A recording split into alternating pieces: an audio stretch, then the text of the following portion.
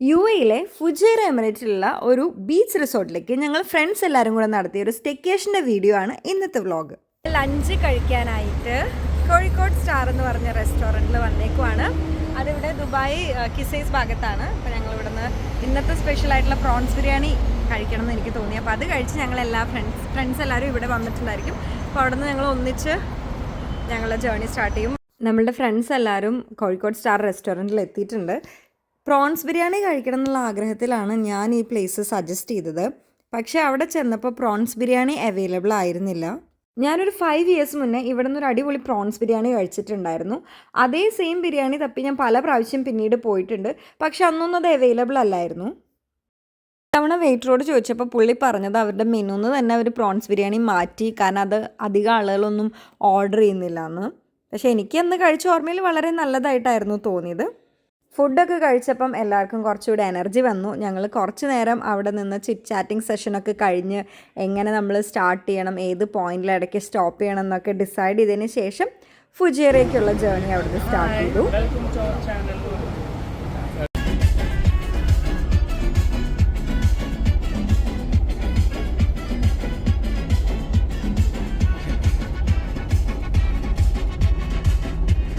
ദുബായിൽ നിന്ന് ഏകദേശം 1 hour 45 minutes to 2 hours ഡ്രൈവാണ് ഈ റിസോർട്ടിലേക്കുള്ളത്.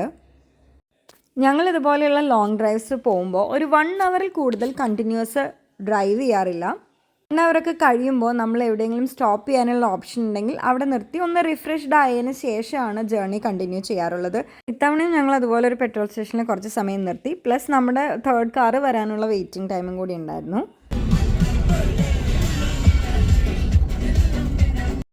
ദുബായ് ടു ഫുജൈറ പോകാനായിട്ട് ഞങ്ങൾ ഇത്തവണ എടുത്ത റോഡ് എനിക്ക് ഒരുപാട് ഇഷ്ടപ്പെട്ടു.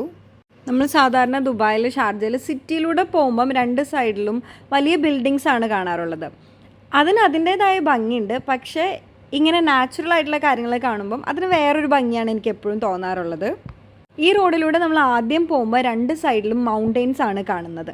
അത് കഴിഞ്ഞ് കുറച്ച് മുന്നോട്ട് പോയി കഴിയുമ്പോൾ നമുക്ക് ബീച്ച് കാണാൻ പറ്റും. ഇപ്പോൾ ഈ കാണുന്നത് യുഎയിൽ തന്നെ വളരെ ലോങ് ആയിട്ടുള്ള ഒരു ടണലാണ്.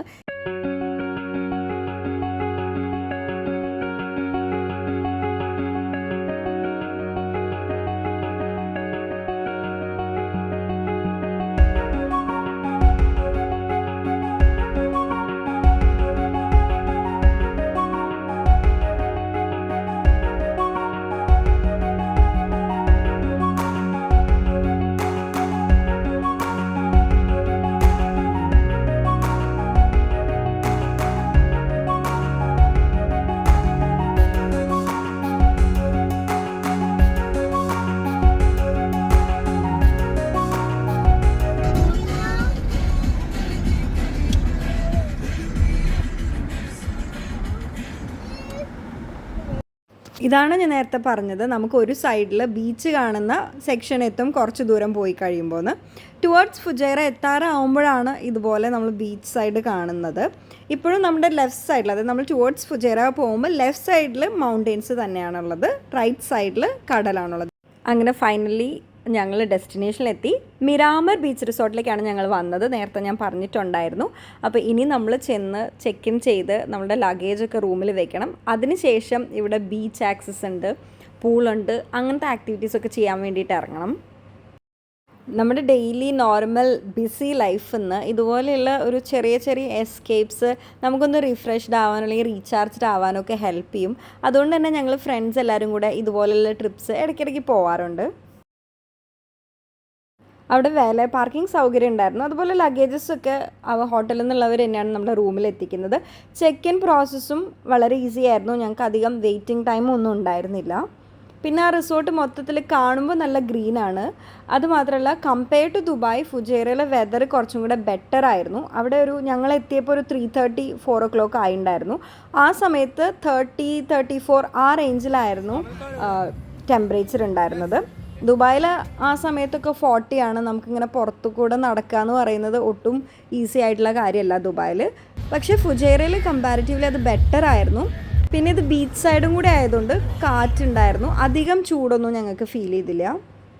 ഈ റിസോർട്ടിന് ഇവരുടെ തന്നെ പ്രൈവറ്റ് ബീച്ച് ഉണ്ട്. അപ്പം നമുക്ക് അത് 7 o'clock വരെയാണ് ഉള്ളത്. അപ്പം നമ്മൾ റൂമിൽ ചെക്ക് ഇൻ ചെയ്തതിന് ശേഷം അവിടെ പോയി കുറച്ച് ടൈം സ്പെൻഡ് ചെയ്തു. ദുബായിലെ ബീച്ചസിനേക്കാളും എനിക്ക് ഇവിടുത്തെ ബീച്ചാണ് കുറച്ചും കൂടി ഇഷ്ടപ്പെട്ടത്. കാരണം ഇവിടുത്തെ ബീച്ചിലാകുമ്പോൾ കുറച്ചും കൂടെ വേവ്സ് ഉണ്ട്. ദുബായിൽ പാം ജുമേറ സൈഡിലൊക്കെ ബീച്ചിൽ പോയാൽ ഞാൻ അത്രയും വേവ്സ് കണ്ടിട്ടില്ല. ബീച്ചിൽ കുറച്ച് നേരം സ്പെൻഡ് ചെയ്തതിന് ശേഷം ഞങ്ങൾ ഇവിടുത്തെ പൂളിൽ വന്നു. ബീച്ച് 7 o'clock ക്ലോസ് ചെയ്യും. അതുപോലെ പൂളും 7-8 ആ ടൈമിനിടയിൽ തന്നെയാണ് ക്ലോസ് ചെയ്യുന്നത്.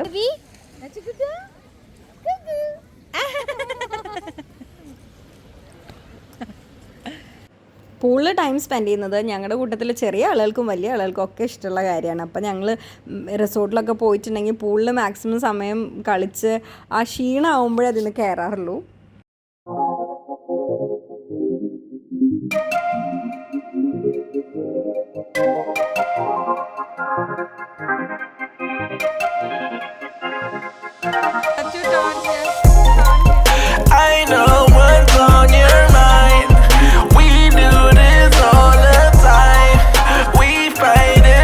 ഞങ്ങൾ ലേഡീസ് എല്ലാവരും ചേർന്ന് ഹസ്ബൻഡ്സിന് ഒരു ചെറിയ സർപ്രൈസ് പ്ലാൻ ചെയ്തിട്ടുണ്ടായിരുന്നു. അവരെ എല്ലാവരെയും കൊണ്ട് ഒരേ ഷർട്ട് ഇടിക്കുക എന്നുള്ളതായിരുന്നു പ്ലാൻ. ഇൻസ്റ്റഗ്രാമിൽ ഇങ്ങനത്തെ വീഡിയോസ് കണ്ടിട്ട് അതിൽ നിന്ന് ഇൻസ്പയർഡ് ആയിട്ടാണ് ഞങ്ങൾ ഈ സർപ്രൈസ് അല്ലെങ്കിൽ പ്രാങ്ക് പ്ലാൻ ചെയ്തത്. അന്ന് ഡിന്നറിന് പോയപ്പം എല്ലാവർക്കും ഒരു സെയിം ഷർട്ട് ഞങ്ങൾ കൊടുത്തു. അവരെല്ലാവരും അത് ഇട്ടു. ഇവർക്ക് അറിയില്ലായിരുന്നു മുന്നേ എല്ലാവരും സെയിമാണ് ഇടുന്നതെന്നുള്ളത്. ഇത് ഞങ്ങൾ നെക്സ്റ്റ് ഡേ ബ്രേക്ക്ഫാസ്റ്റ് കഴിക്കുന്ന വീഡിയോ ആണ്. അവിടുത്തെ ബ്രേക്ക്ഫാസ്റ്റിന് ഉണ്ടായിരുന്ന ബുഫേഡിൽ സ്പ്രെഡ് അത്യാവശ്യം നല്ലതായിരുന്നു. എല്ലാവർക്കും ഇഷ്ടപ്പെട്ടു നമ്മൾ അവിടുന്ന് കഴിച്ച ഫുഡ്.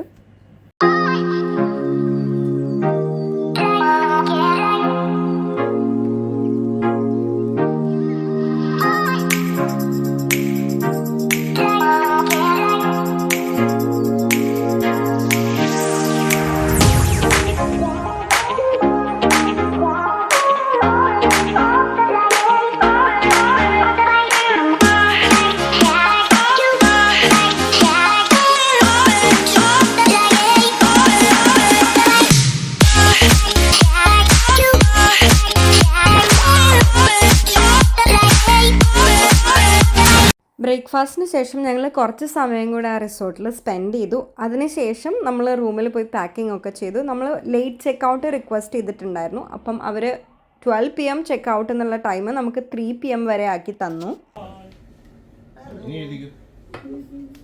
ഹായ് മനു. ഹലോ.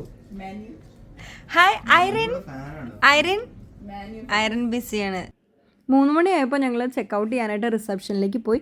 ഞങ്ങളുടെ റൂംസുള്ളടുത്തുനിന്ന് ഏകദേശം ഒരു 5 മിനിറ്റ് നടക്കാനുണ്ട് റിസപ്ഷനിലേക്ക്.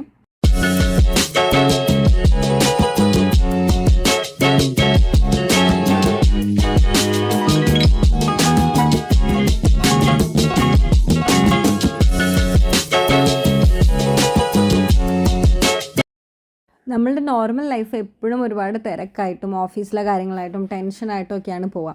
അതിനിടയിൽ നിന്ന് നമ്മൾ സമയം ഉണ്ടാക്കി ഇതുപോലെയുള്ള ചെറിയ മൊമെൻറ്റ്സ് ക്രിയേറ്റ് ചെയ്യുമ്പോൾ അത് നമ്മളുടെ ലൈഫിനെ തന്നെ വളരെ പോസിറ്റീവായിട്ട് മാറ്റും. അപ്പോൾ ഇന്ന് ഞാൻ ഷെയർ ചെയ്ത വീഡിയോ നിങ്ങൾക്ക് എല്ലാവർക്കും ഇഷ്ടപ്പെട്ടു എന്ന് വിചാരിക്കുന്നു.